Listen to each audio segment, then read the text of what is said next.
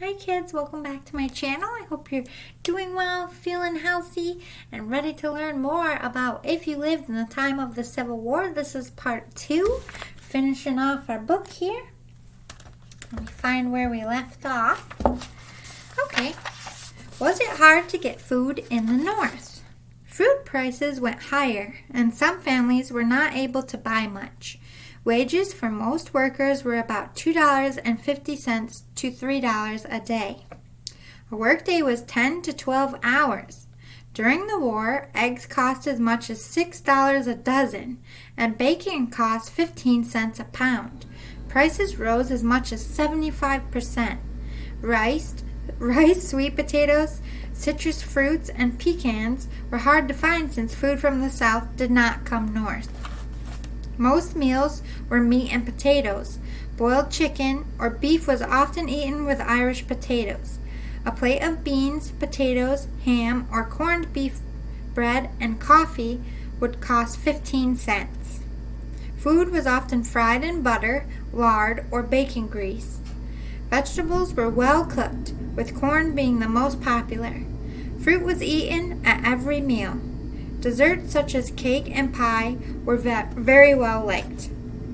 For most families, the main meal of the day was eaten at noon. Children came from school and the father came from work for dinner. Supper would be a lighter meal, such as cold meat, potato salad, and fresh fruit, and would be eaten at 6 o'clock. If a family worked and could not get home at noon, supper became the main meal. The business of canning food was started at this time. Soldiers were given canned food when on the march. Sometimes they brought a tin home for their families to try. Canned milk was a very new thing. Canned fruit like peaches or cherries was a treat in winter. Sometimes families or soldiers ran out of food, but neighbors and churches would help.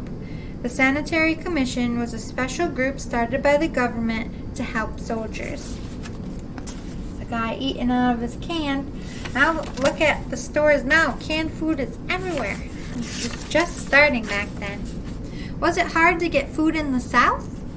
Food was harder to get as the war went on and on.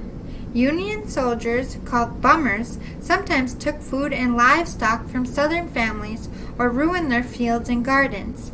Meat was the hardest thing to get since much of it came from hunting. It was also hard to keep. Some meat was cut into strips and sun-dried. Meat was also salted and smoked. Salt was made by boiling water or digging up the dirt under smokehouses. The salt that had dried off other smoked meat was taken from the dried soil. Things were grown or gathered were the main foods of most people. Tea was made from the dried leaves of berries. Coffee was made by boiling grain like wheat or corn. Baking soda, which was used to make bread, was made from ashes of corn cobs. Molasses or honey was used instead of sugar. The Confederate recipe book gave many hints of what to use for food. Doesn't sound like they ate very healthy. Your family may have eaten only 1 or 2 small meals per day so that the food would last as long as possible. Slaves that worked in the house could get leftovers. Field workers were given very small portions of meat and cornmeal, but this wasn't much food after working hard from sunrise to sunset. Poor people. And they are. They starved in the South, sounds like. How do you entertain yourself in the North? There was always a lot to do if you lived in a city like New York. The circus was often in town. There were special musical shows called minstrel shows. A P.T. Barnum's American Museum of Unusual Sights was well liked. Everyone liked vaudeville shows where dancing, comedy, and singing were done along with a play. Tickets were bought for 15 cents. The war also inspired new kinds of events. The Sanitary Commission had fairs to raise money to help the soldiers. Exhibits of captured battle flags and other military items brought huge crowds. Parades were often seen as men marched off to battle. Baseball became popular. Soldiers learned and played the game to pass the time between battles. They taught the game to their children when they came home to visit. Farm fairs were held in the country, but they showed guns and war materials as well as fruits and vegetables, swimming, fishing, foot races, horse racing, wrestling, and shooting matches were favorite things to do. Songs like the Battle Hymn of the Republic and Battle Cry for Freedom were sung all over the North where people got together, especially at the 4th of July parade and celebration. Toys like guns and drums were very popular. So they are teaching their kids how to play baseball. Now baseball is very popular. How do you entertain yourself in the South? There was very little time to play due to chores. You liked games such as I Spy, Blind Man's Bluff, and Fox and Geese. Of course, playing war was a favorite. When others couldn't join the fun, boys passed the time by swinging on a grapevine or tooting on a whittled flute. Girls had tea with rag doll or corn shuck friends. Store-bought dolls were almost never seen. Playing checkers by firelight ended many long, tiring days. Singing or whistling tunes such as When Johnny Comes Marching Home or Bonnie Blue Flag made children feel close to their fathers and brothers. So they played checkers. We still play checkers today. See that? With a flute or their little corn husk dolls. From around 6 years old, black children were expected to work. You could put the animals in the barn, clean the yard around the house, or run errands until you were old enough to work in the fields. Unless you were told to play with the children of the family, you were punished if you were found playing during the day. At night, you were usually too tired to play. That's sad. Black children sang the songs they heard their parents sing while they worked. Swing low, sweet chariot, and follow the drinking gourd helped them pass the long days. That's so sad. They couldn't even play and they were just kids. Ugh, yucky. Yucky to that, right, kids? How do you support the war in the North? While money was given when possible, you probably helped in other ways. Girls helped sew hundreds of towels and knit socks. They scraped lint from cloth that was used to make bandages. Boys used wheelbarrows and wagons to haul things to the packing house. Potatoes and onions were taken from gardens and sent to the soldiers to help prevent a disease called scurvy. This happens when not enough vitamin C is eaten. Yeah, that was common back then. Boys also helped wives of the men who had enlisted by sawing firewood. Oh my goodness, kids. On farms, boys helped with animals and crop harvest. Some older children may have helped their parents run a station on the Underground Railroad. This wasn't a real railroad. It was the secret way to get from the South and the slavery to the North and freedom. People who helped the slaves escape were called railroad workers. Many of my family were railroad workers. I live in the Underground Railroad hub where Harriet Tubman worked. You'll learn about that later in school. How did you support the war in the South? When Southern soldiers passed by, your family shared food and gave whatever clothing you could spare. Officers may have stayed in your home or come to dinner. Southern women made uniforms for the soldiers and knit clothes. Families close to hospitals helped the wounded.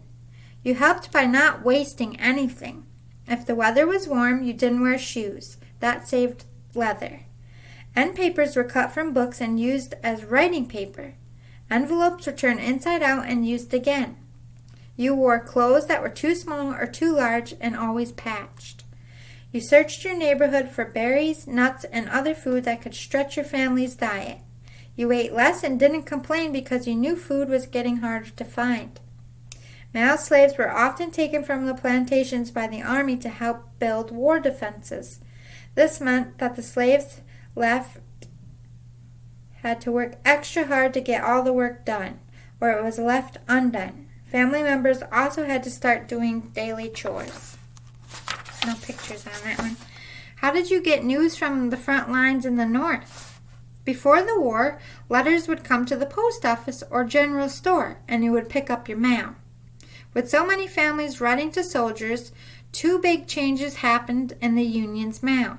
First, mail was divided into classes. First class was for letters, second class was for newspapers, and third class was for magazines.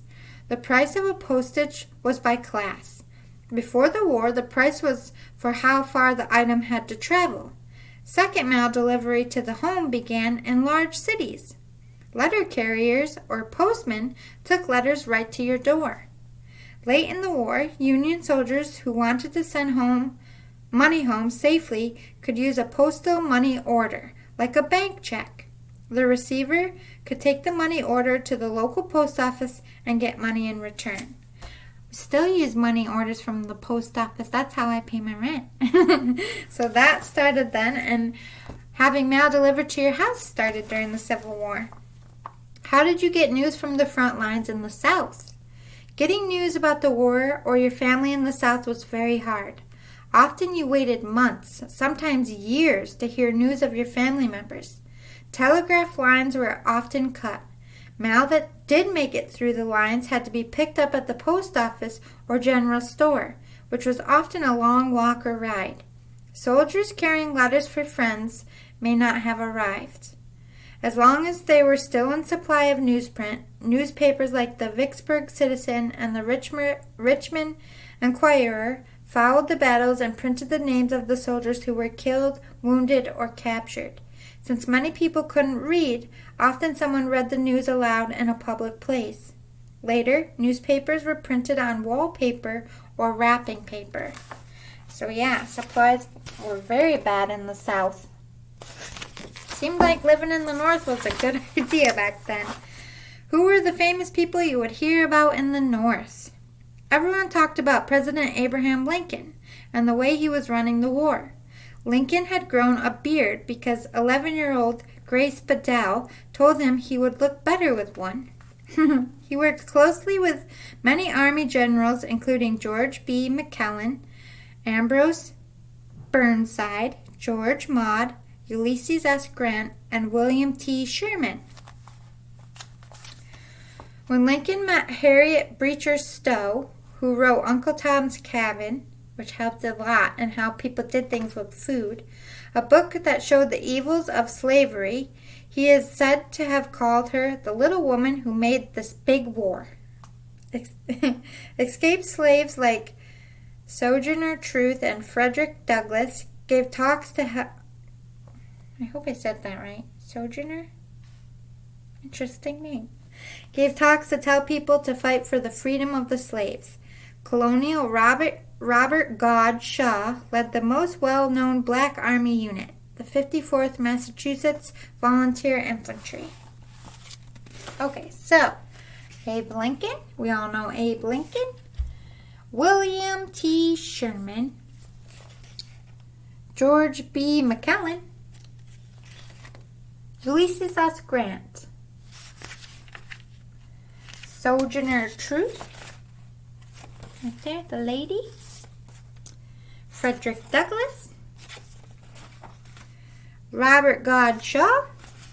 Right there. Harriet Beecher Stowe.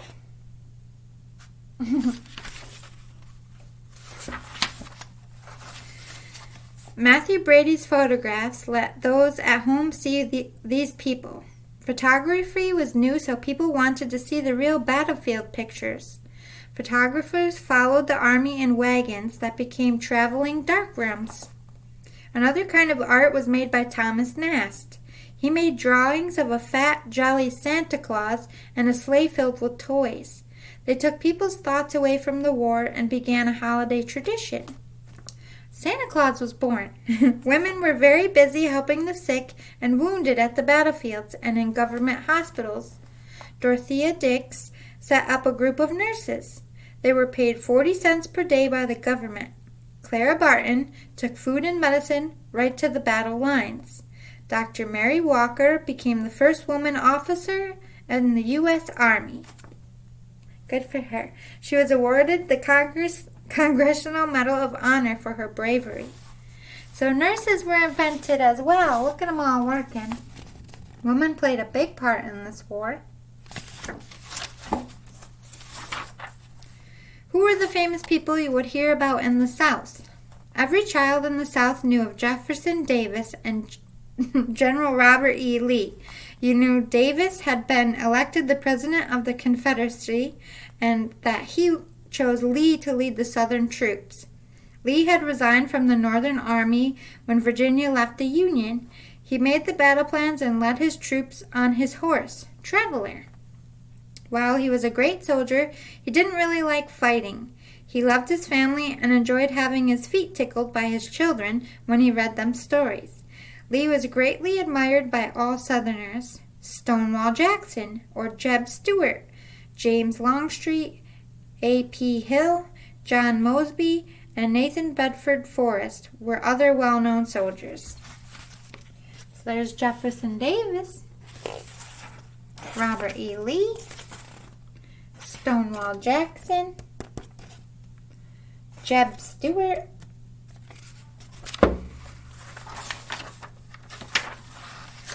white and black people had heard of the person called Moses who worked on the Underground Railroad.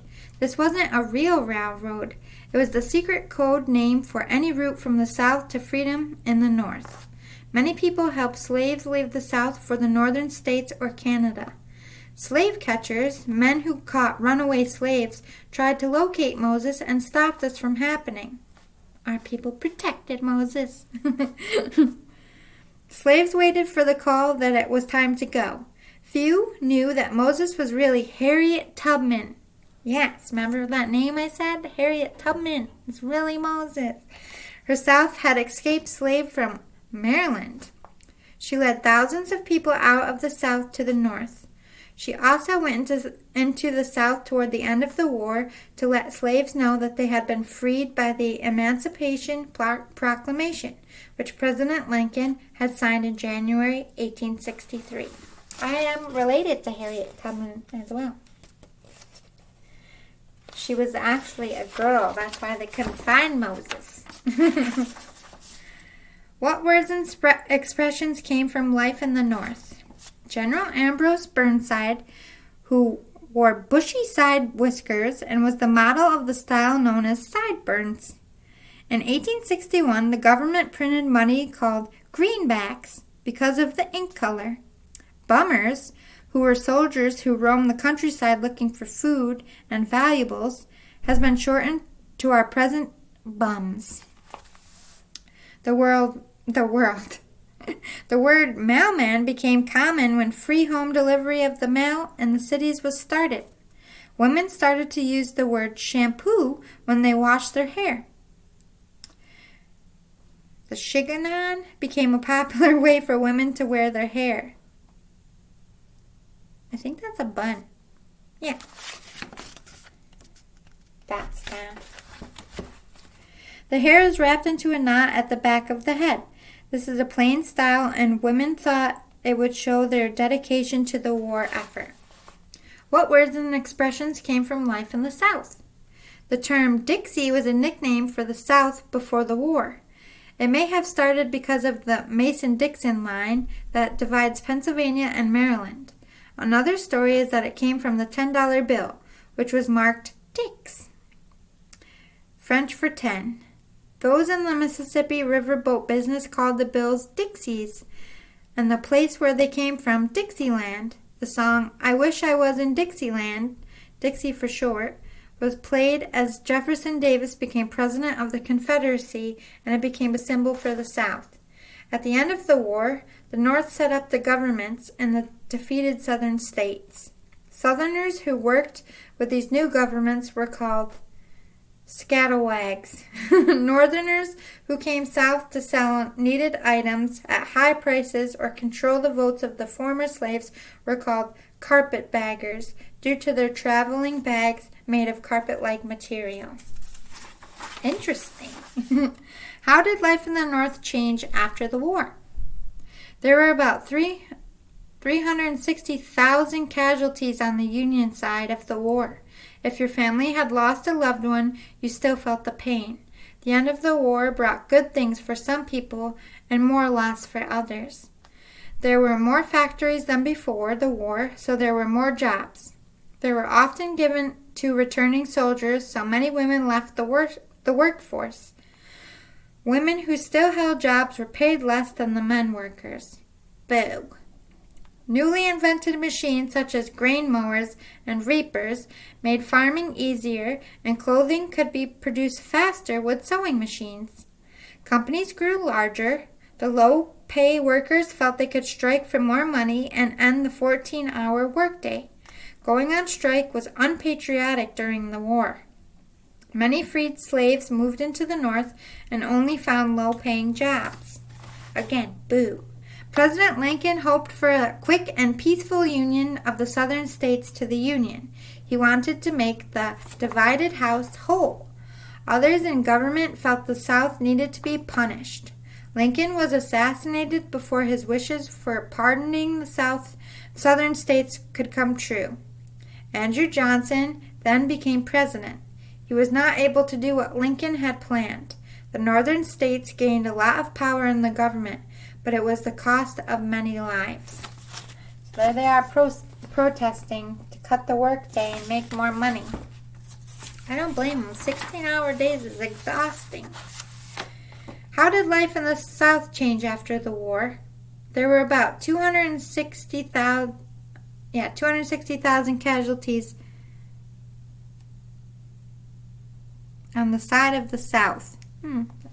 So, the North actually lost more people. The South was 260,000 and the North was 360,000. So, 100,000 more people died from the North than the South. It took a long time for the South to recover from the ruin of the war. Cities and towns had to rebuild farmland and had to rebuilt. They messed up that sentence. Sorry, kids. Cities and towns had to be rebuilt. Farmland had to be reworked and planted without the use of slaves. Railroad and telegraph lines needed to be reset. People had to live with little or no money and few belongings. The war had touched your life every day for 4 years. It was hard to believe it was really over. The people who had been slaves also had to make big adjustments. The Emancipation Proclamation had given them freedom, but life was hard. Most ex-slaves had no education and had little or no money. Schools and other public places were still divided by color. Some freed blacks worked for their former owners for money, but others left for the North where they hoped to get their own land. That's sad.